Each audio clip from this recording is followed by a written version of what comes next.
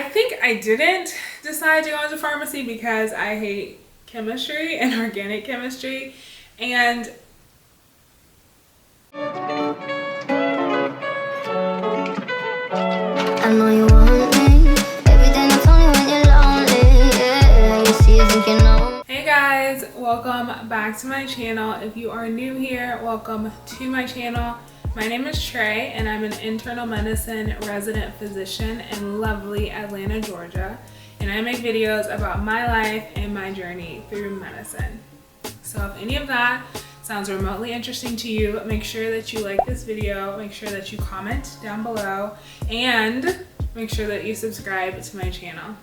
I'm sure a lot of you guys are here from my What I Wish I Knew Before Becoming a Doctor video. And I'm glad to say that today's video is highly requested and I'll be discussing alternative healthcare careers that I wish I had have considered.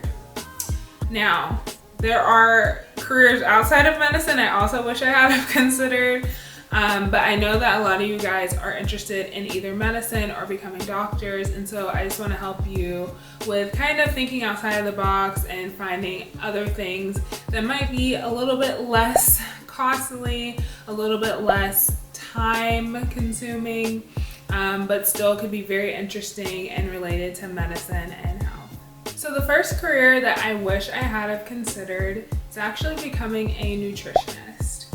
Nutritionists are so important, and they actually can work in the hospital, they can work in a more clinical setting, so you do get that variety. Whenever I have a patient come into the hospital, let's say I think they might be malnourished, I'll have the nutritionist come in, they'll do a full assessment, and they'll be able to give me recommendations on diet. Because although I am a doctor, and we do take a nutrition course, but I really want to tell you guys, I think that course was maybe a month or two. So there's still much to be learned for me as far as diets. We have patients who might have a gastrostomy tube or a tube in their stomach, and so they get a different form of food, so they get tube feeds. So the nutritionist can help us with deciding the amount of calories a person needs, how those calories need to be broken down. Also, they're helpful for my clinic patients who might have issues with losing weight, and it's just really cool. And I think it's a useful skill anyways to have. I think I wouldn't mind going back and taking some classes just to feel a little bit better as far as nutrition is concerned. I think it's a really cool career. I think it has very flexible hours, and it definitely has a large impact on people's quality of life. Like, your food literally determines how you feel, what diseases you are susceptible to, how your diseases will progress. Like, it's so important. So I think becoming a nutritionist definitely would have been a cool option for me that I didn't even think about, to be completely honest. So yeah. The next career that I wish I had have considered was becoming a pharmacist. Now, I think I didn't decide to go into pharmacy because I hate chemistry and organic chemistry, and yeah. And also pharmacy is a lot of memorization. But I know during my third year of medical school, we would have like these interdisciplinary type workshops where we would actually go to Mercer and we would work on a team with pharmacists, physical therapists, all these different healthcare providers, nursing students, and we'd have a case and we would walk through it. And it's so interesting to see how different people think about patient issues depending upon what their background is in. As a doctor, you're kind of like a jack of all trades and a master of none. That sounds bad. I mean, we're masters of, the field that we're in, but we specialize so much on like one area of medicine typically. So we always call on the pharmacist. So having a pharmacist on a medical team in the hospital is so invaluable. I love working with pharmacists. They might be my favorite medical providers to work with, to be completely honest. They know so much. They have to understand both the pathophys of what's going on as well as all the drug interactions. And then understanding, okay, this patient has these 5 different comorbid conditions. This medication will help with 3 of them, and then I'd also consider this because of this. They're just freaking geniuses. So I definitely would have considered pharmacy. One thing that I did notice when I was doing my research in order to do this video for you guys is that pharmacy is a bit saturated, is what they said. So it's one of those careers where you could go through school and not necessarily be guaranteed a job, and not necessarily guaranteed a job doing what you want to do, because there are pharmacists in the hospital, there are pharmacists that work at, you know, different like private pharmacies. There's pharmacists that work in clinics. There are a lot of options, but apparently it's saturated. Don't quote me, I'm not a pharmacist. This is just what I found from my internet reading, but definitely something to consider.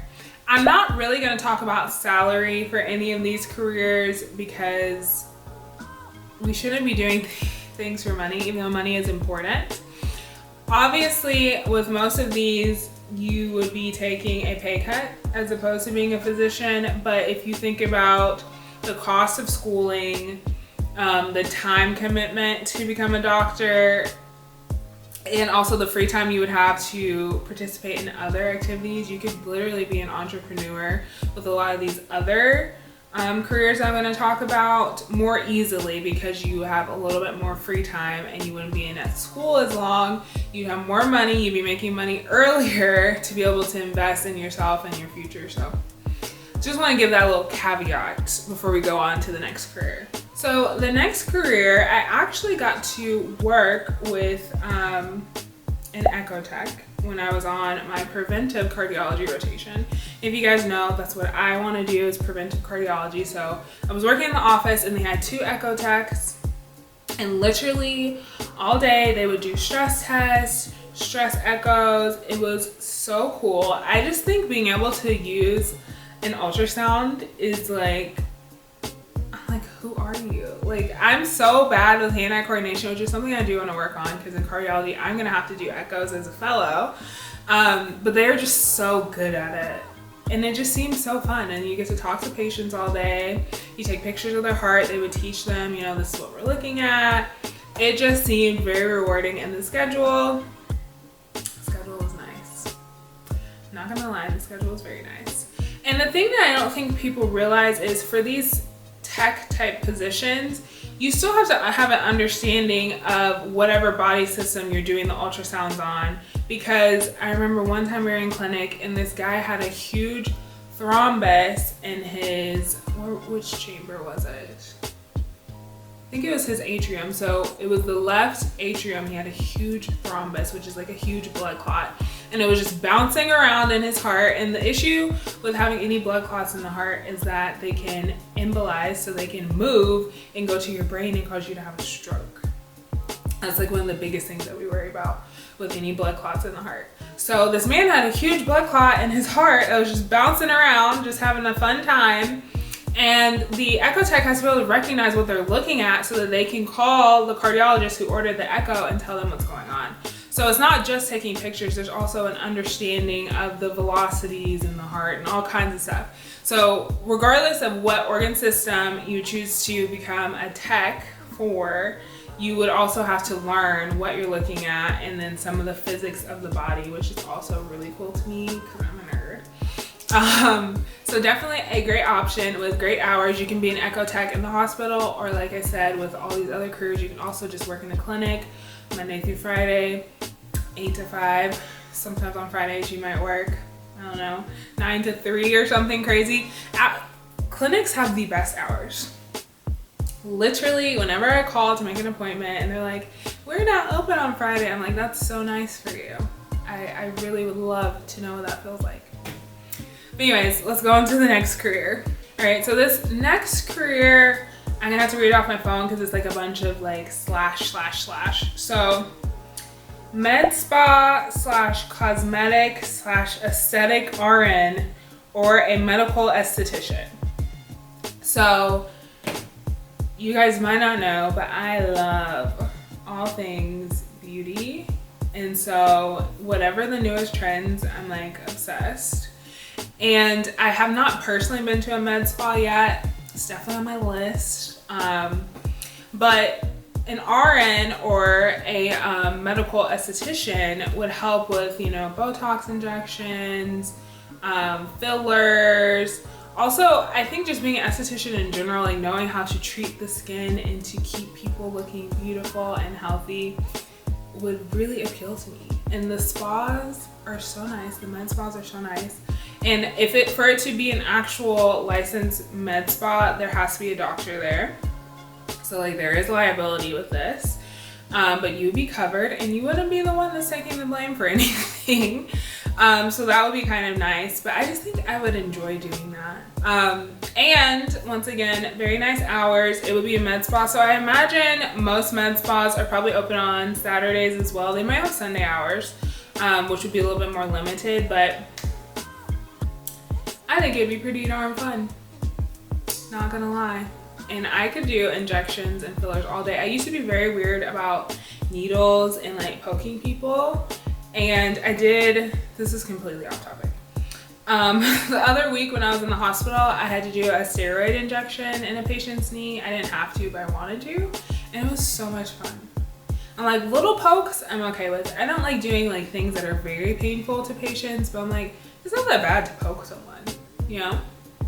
Especially if you're poking them to make them beautiful or more beautiful. Not beautiful, more beautiful. Enhance the beauty that they already have. The last career that I would consider would be becoming an advanced practice provider or an APP.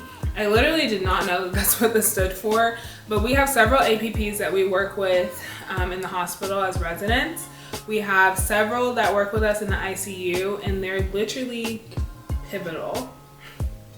They'll go triage patients for us. They do procedures all the time, central lines, arterial lines, all kinds of cool stuff. Taking care of very sick patients. What exactly an APP is, it's kind of an umbrella term. So that includes nurse practitioners and physician assistants. It is not called a physician's assistant. They're not owned by physicians. They assist physicians. It's a teamwork, team effort. Same with nurse practitioners. They work with the physician. A lot of times they see patients by themselves. They might see multiple patients by themselves and then just kind of run the plan by the doctor, make sure the doctor agrees. That's literally about it. And there's just so much variety. My friend Tamara, who may or may not be watching this video, is actually finishing up PA school. And I've learned a lot from her journey and like my own research. I don't know why I never considered becoming a PA. I think it just wasn't something at the time when I graduated that a lot of people within my circle were talking about. But I do feel like PA schools are catching on. There's a lot more like newer PA schools being established at this point. It's, I believe, 2 to 3 years of school, so not nearly as much. And then you can specialize in a certain area. Just like becoming a doctor or just like becoming an NP, you can literally like pinpoint which area you want to be in. If I was a NP or a PA, what would I do? I might actually have pursued dermatology. The other thing is just becoming a cardiology NP. I feel like I would love that. Like I've worked with a lot of NPs on my cardiology rotations, and like I said, they're very independent. They go see the patients that we get consulted on and they tell us this is what we're gonna do. I've already done the history and the physical, like very, very, very independent. And less school, a little bit less school, a little bit cheaper, and still good autonomy. So those would be the careers that I would consider personally that I find interesting. There are a few honorable mentions that I don't personally find interesting, but that you guys might want to consider. The first alternative career that I think you guys definitely need to consider is becoming a respiratory therapist. Respiratory therapists are so important in the hospital. We don't learn enough of the mechanics of the lungs, just being completely honest. Vent management is intense, and it takes a lot to learn how to adjust a machine to help a person that's also trying to breathe on their own. adjusting it based on the blood gases, knowing what to do next, knowing the steps of supplemental oxygen, being able to wean patients off of a vent. All of this is key, especially now while we have COVID. I talk to the respiratory therapist literally every day, and they are so incredibly helpful. They know so much about the lungs, the pathophysiology of all these different diseases. What would I be without the respiratory therapist? They're so incredibly helpful and so knowledgeable. And you can work in a hospital setting or a clinic setting. Hospital setting, I think your hours, you might have to be on call, might have to work some nights, but you're definitely gonna have more time off than a doctor. But they're pretty busy, I'm not gonna lie. They're very, very, very busy, but very appreciated. So if that's something you might be